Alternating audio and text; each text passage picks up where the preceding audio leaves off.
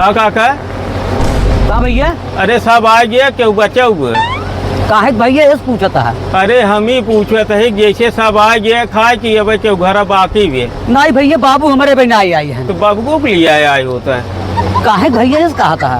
अरे राजू एक न्योता दे दे, तू सब इज्जत लिए घर चला हुआ था तो का बोली और हलाला ना खा। अरे राजू कैसे ना खा बाबू? दूसर पतरी लिया यस कैसे करता है राजू? ले पकड़ा राजू बेइज्जत कर दिए, काऊ दूसरा पता नहीं ले। अरे राजू न्योता एक दे दिया थे, एक जने आवत दो जने आवत तू घर फाट प्यार बा राजू ला खा, वो अपने बाबू को ले जाए, अपने मायू को ले जाए। चला दे ले पकड़ा। चुप रहा राजू, बेइज्जत कर दिया, कहा था अपने मायू ले जाया। ले पकड़ा राजू, हटा राजू, मारा एकदम दिमाग खराब है दिया। ले पकड़ा पकड़ा, हम दुबारे से केहू को ना जा देख के आई। ला अब दुबारे आई हाथ खा जा। ला पकड़ा पकड़ा पकड़ा, जा रोक ले फिर से, जा जा जा जा लखा जी काका जा जा।